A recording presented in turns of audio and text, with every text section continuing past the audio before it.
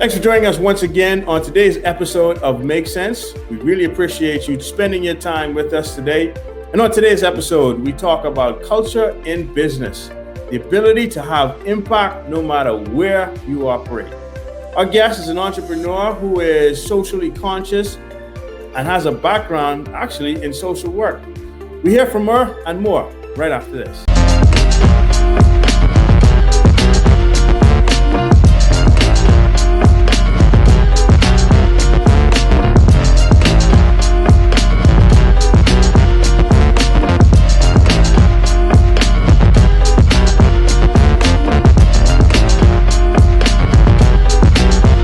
Welcome back, folks. So, Mr. Laing, it is a pleasure to have you on this episode. Welcome aboard. Welcome to Make Sense. How are you? Hi, I'm so happy to be here. I am wonderful. How are you doing today? I'm great. Day. It is a blessed day. I will take that. I'm counting the days as they come, really and truly. So, Ro, I wanted to take the conversation to you regarding culture. So a very important business component that is often overlooked. But before we get into that, just can you give, for the benefit of our audience, just a brief rundown on your background and your business and why you're so passionate about entrepreneurship and some of the reasons you've been so successful, which we'll get into later. Well, I am in the beauty industry. I am a wig maker, and I have been in business for about 3 years. Before I was in this industry, I was a business development manager, which people would give me their business plans basically, and I would make it happen. So I was Mrs. Make It Happen. And before that, I did some work with social services and as well as communications, dabbled in communications, journalism, radio, TV, things like that.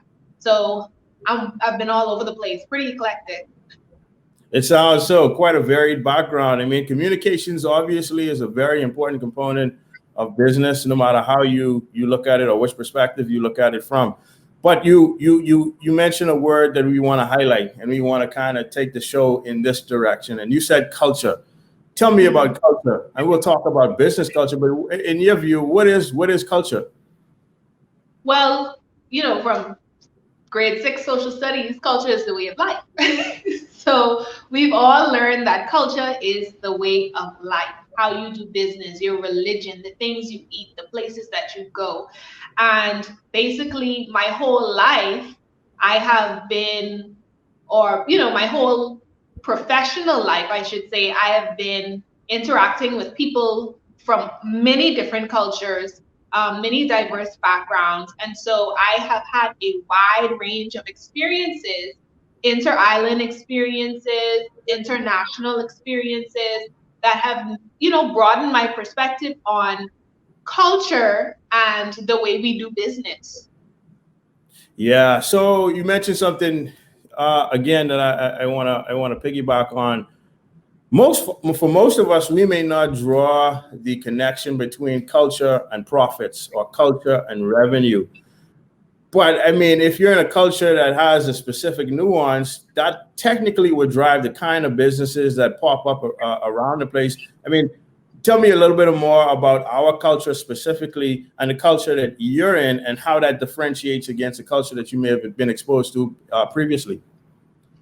Okay, so basically, let me see if I can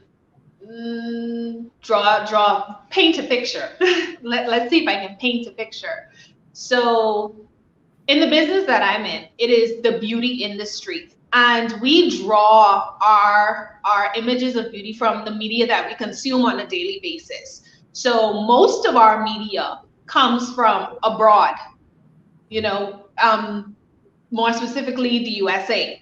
So we have images like Cardi B, Beyonce, Meg Thee Stallion, we have those images flashed before us on a daily basis. However, in the Bahamas, the lifestyle or the level of celebrity that would encourage you to look a certain way in that industry is not necessarily the same.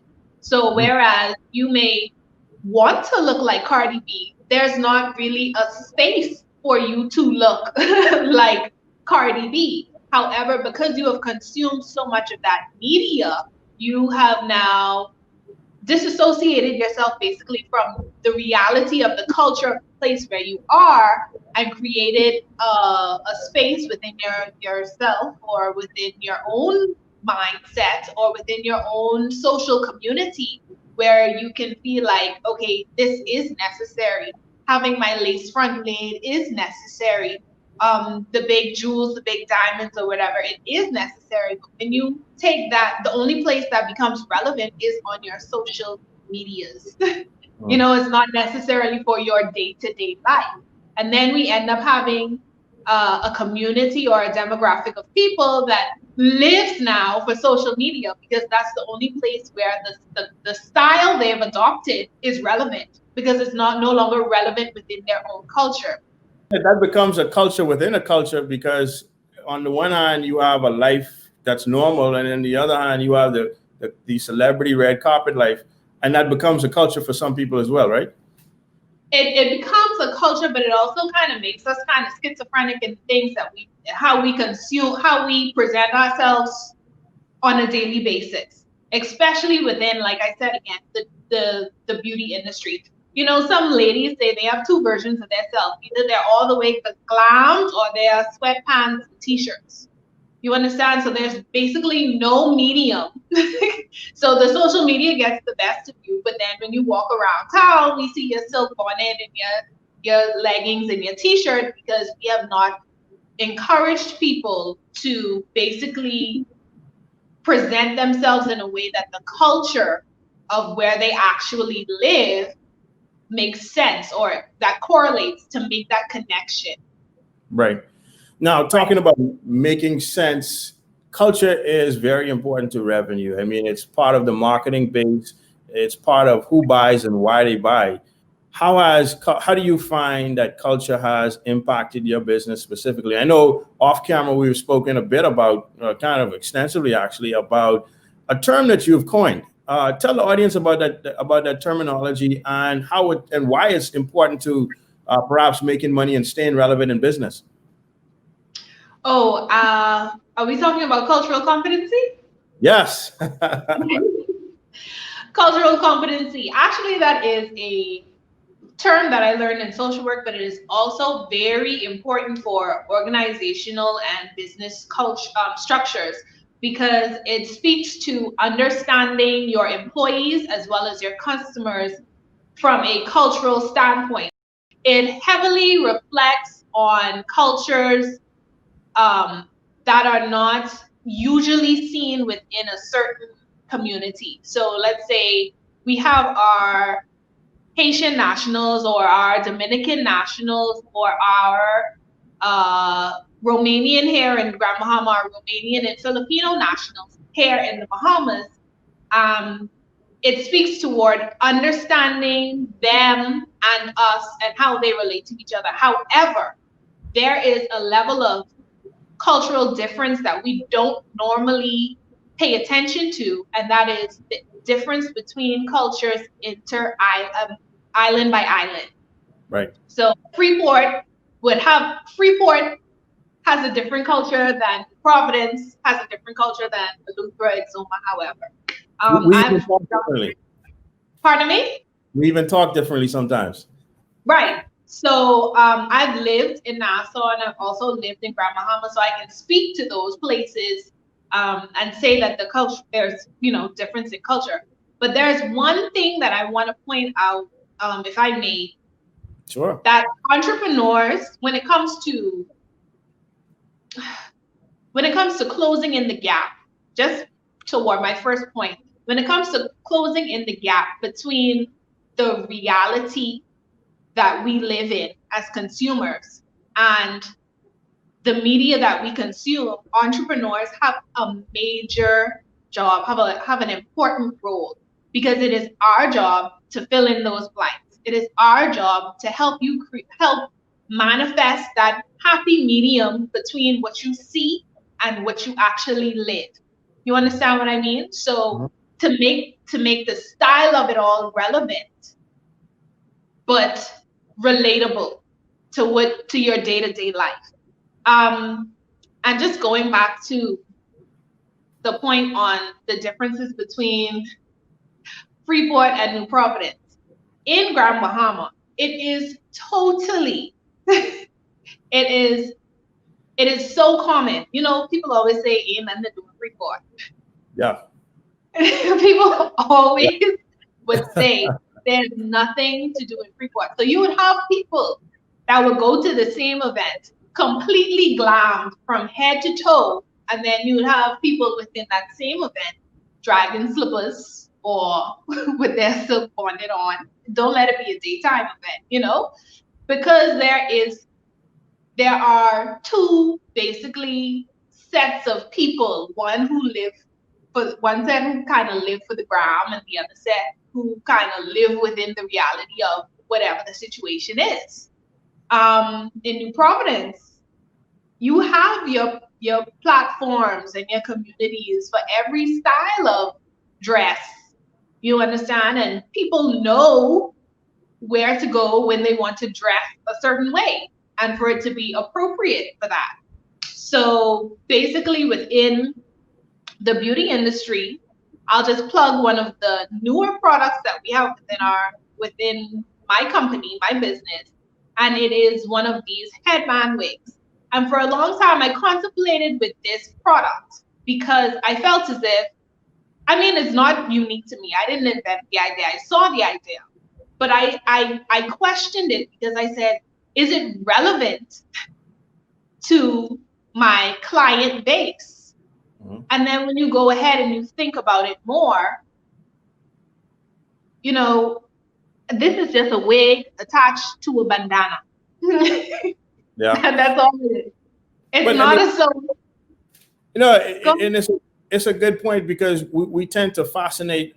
Well, I've heard, because I'm not brave enough yet to be an entrepreneur, but I understand that we fascinate so much about bringing in or investing in inventory that may not have a market match, the product may not match the market. So we, you know, to your point, we may look at the Cardi B's or the celebrity world, and we may say, you know what, I think the kind of inventory that they're wearing, I can perhaps bring that in, and it will move product in Nassau, it may move product in Freeport or Abaco or Bimini or wherever throughout the Bahamas, but the cultures are different.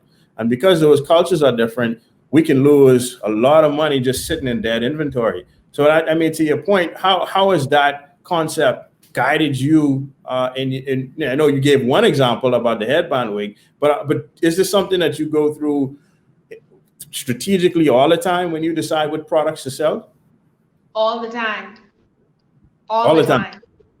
All the time. Let's talk about it. In Grand Bahama, we know that the economy of Grand Bahama has been fighting for some time now. And I pray every day that it is an upward battle that we fight. But there are certain things that just does not make sense for a Grand Bahamian woman. Those lace fronts and those closures and those things that would tend to bald very quickly, or, you know, it's a one and done use, but still costs hundreds of dollars. That doesn't make sense for the Grand Bahama community, you know? So what do? We eliminate the most expensive part of the package, and we create a product as an entrepreneur, because being an entrepreneur is different from being self-employed. Being an entrepreneur means that you are willing to fill in the gap. You are willing to create or give access to a service or a product that helps your community. Anybody can be self-employed, but not necessarily everybody has the insight and patience it takes to be an entrepreneur. So, like I was saying, you have to look at your client base. You have to look at the culture of what's going on, and you have to say, well, at the end of the day, let's eliminate the most expensive part of this equation and create a product that will be cost effective, that will have longevity, and that will ultimately serve my community best in the industry that I am in New Providence. I have a sister who does the same thing that I do in New Providence. She's in the same industry as I am in, and our experiences are completely different. She can sell 30, 40 bundles of hair in a day, and it would take me a week and a half to do the same thing. And it sometimes blows my mind because when I talk to her, she says things like, oh, well, the same client who just bought the straight hair came back and bought the curly hair and came back and bought this hair and came back and bought that hair. And I'm like, okay, sis, you know? But in Grand Bahama, it's like, okay, let me hold on to my pennies and I'm going to buy this hair, and this hair better last as long as I need it to last, because this is the hair that I'm buying and I need this to be it for a very long time. So where you have, you have fast turnover in Nassau, you have to take stock of the culture of the place that you're in and create an experience for people so that you can charge more basically for the same product, but because you're giving more of an experience, you can justify upping your price. What do I mean when I say that? At the end of the day, in New Providence, you probably buy the same bundles that I'm selling for $50, maybe $60 less, and to some degree, because the market over there, you can buy it for $80 to $100 more. But here in Grand Bahama, it's basically it's at a plateau. It's the same across the board. Just about everybody's hair costs exactly the same, because we deal with things like shipping fees and customs and VAT and port fees and all of these different types of things that people in New Providence don't necessarily have to be burdened with. I'm not saying that they don't have VAT and all those other things, but there are systems over here that work against us importing, I believe, a little bit more than in New Providence. Like I was saying, just about building an experience for the customer. When I realized that I wouldn't be able to turn over product, I began to focus more on the experience that my clients would have. Instead of just going and renting a booth at a salon and working myself a high turnover, I decided to create a boutique and have a boutique experience for my clients. So every client that comes in, they're the only person here at any given time. They have their slot, the AC is on, they have their booth, whatever they want, they get in this experience when they come to get their hair done, even when they come to get their hair fitted. It's all about creating an experience for your client. And the people in Grand Bahama have come to appreciate that level of customer service to a point where I feel like it almost spoiled us a little bit, a little bit. Because, sometimes in New Providence, it's just, okay, give me what I want, give me what I need, and I don't need you to cut up with me. I don't need you to smile with me. If you say you have something and I want it, I'm coming to get it, and that's the end of that.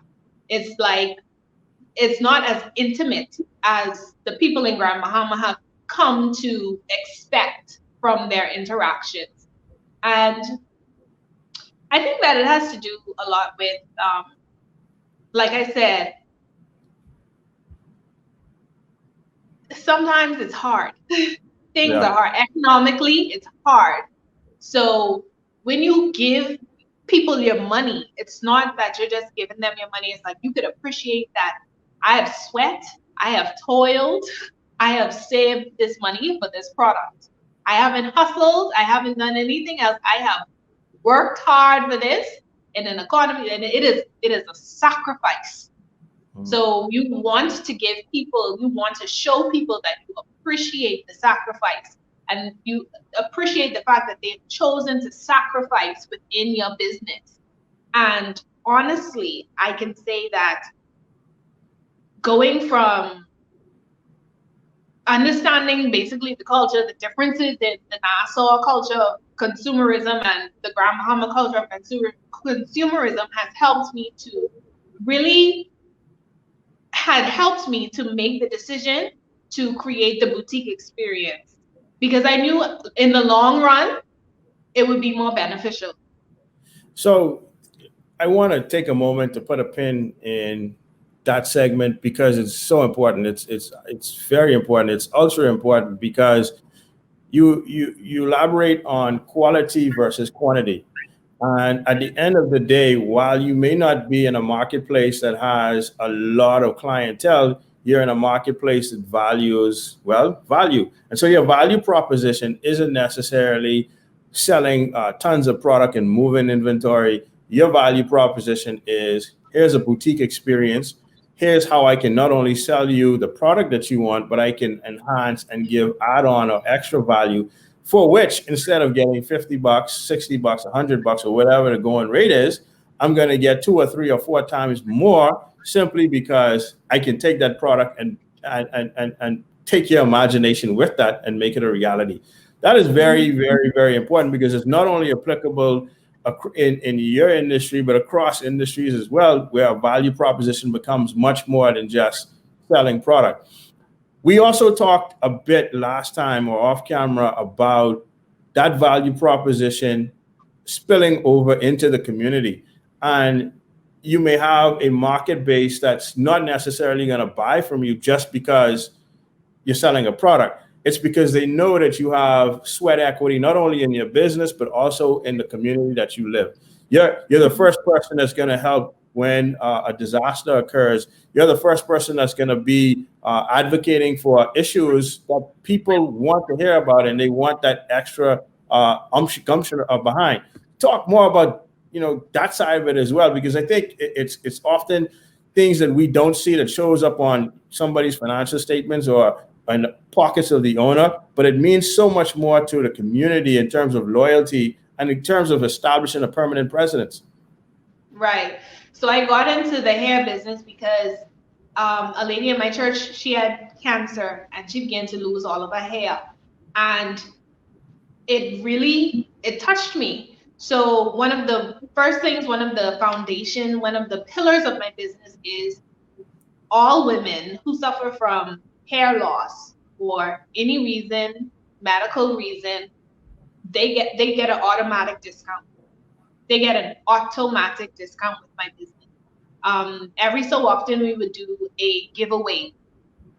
We'd give away a wig, or we would do a free service for women suffering from hair loss. And that's kind of where the name She Womanish came from, because the femininity of a woman is so closely attached to her hair. There is so much strength in the hair of a woman. They say the woman's hair is her crown. Some people find when I've shaved my head 3 times. Every time I've done it, it has been a show of strength, of power, of reconnecting with myself, and growing it back has been a journey of regaining my sense of softness, femininity, and all those different things. But like I said, that's where the name She Womanish came from. It was about helping women to regain that sense of femininity. And on top of that, like I said, every so often we do giveaways. And recently, I'll tell you a funny story. I did a back to school drive, device donation drive, and I posted it on my business page, but I did not post it as a part of my business campaign. It's nothing that the business itself is doing to draw publicity to itself. It's just something that I felt led to do. Mm-hmm. And I have gained so many customers because they saw the flyer and they felt like, if I don't have a device, I can just come and support you because you are pouring back into the community. It's not all about, it's not just about you making your money and leaving everyone else high and dry. And I think that in a family island community, you find that people take family and they take hospitality and they take, being your brother's keeper extremely serious. Most of my clients are older women, like in their 30s and 40s and things like that. And I find that they tend to appreciate when you give back so much that they would come and they would just leave a tip and they'd say, oh, this is for your next drive, or this is for whatever you find to do next. because at the end of the day, it's not all about you. And as an entrepreneur on a family island, you have to be in it for the long run. You have to be in it for the long haul. You have to be in it for the strengthening of your community. It can't all just be about the dollar signs and the bank account and hitting a certain financial goal. And that's another thing that goes back to media. Sometimes we look at these Facebook ads or these celebrities and they telling you, oh, do this for 4 months and you'll be rich. Brand your business this way and you'll get rich. Do this on, sell your products online and it'll make you rich. And we do everything, we do all of that. And we forget to invest in our community where our real wealth is, where our real legacy, can begin, where our real story is. And so it all goes back to, again, culture, consumerism, and basically how we process that connection. No, well, you finally profoundly given some great insights on that, and I really do appreciate you sharing that with us because it's so important. I mean, you look at some of the major companies globally. The trend is, look, it can't just be about profits, and it also has to be about a cause. And I know for you though, that cause is taken to heart. But is there a compelling call to action that you may have for budding entrepreneurs or even established businesses that can maybe take a page out of your book? It's really, how do you adapt your market space to the community that you're in? How do you attach to the culture? And how do you care about common values and shared values? But I know that there are people that are watching that want to know from you. I mean, where can they find you? And, any parting words about your whole story regarding that? I just want to say that everything that I do, I am a Christian. I'm a Christian first. I got into hair because I walked off my job. I sat down in my house for 2 weeks and I was putting out job applications and I said, Lord, I don't know what to do. And he said, well, do what you know how to do. And I said, what, make wigs? Because at the time I was just making wigs for my little cousin and myself. And I was like, make wigs? And I started making wigs. And that was 3 years ago. I was looking for a job and God used what I already had. And so as a social worker, as a Christian, I have always seen people. I have always seen the needs of people. A lot of people get in business and they start the hustle because they don't want to. There's a guy, what is his name? Young NBA, never broke again. A lot of people get into these industries and they get into business and entrepreneurship because they never want to be broke again, but they never once look back in the rearview mirror to see who they can help in their community. It becomes a selfish cause. And I think one of the most important things that we have to remember is, even though you worked very hard to get out of the environment that you were in, that environment still gave you a drive. And you need to honor that. You have to honor that drive. You have to honor that environment. That means going back and pouring back into those people, to the children, to the widows, to the mothers, to anyone who would have given you a piece of bread on the side of the road when you was growing up. You understand? Because we are a family of islands. We are family forward, family focused. And I think we have to remember that. We have to remember that. And another thing that I would want to encourage people on the whole, remember to shop home. Shop locally. Shop locally. It helps you too. It helps you when you shop locally. It's not only for the entrepreneur, the business owner, shop locally. So yeah, going back to giving back to the community, that is, you have to make yourself aware of the needs. Don't be selfish. Don't be selfish. I 100% agree with all of that you stated. I mean, it's all about, I guess, kingdom principles. As Raquel Benavi Hart always says, Ms. Laing, I really want to thank you so much for taking time out to join us on RBNTV on the show Make Sense. And to our audience, thanks once again for tuning in. I hope you like, click, share, comment, and subscribe to the channel. And Ro, tell them where they can find you if anybody wants to reach out and explore your boutique. I'm located in Grand Bahama in Pinnis Point. Check out our Instagram page to see what all products and services that we have available at She Womanish, and Facebook at She Womanish. Ladies and gentlemen, thanks again for joining us on another episode of Make Sense. Take care. You're watching RBNTV. We are networking, promoting, we're scoring points for you, proclaiming, declaring, here to encourage you.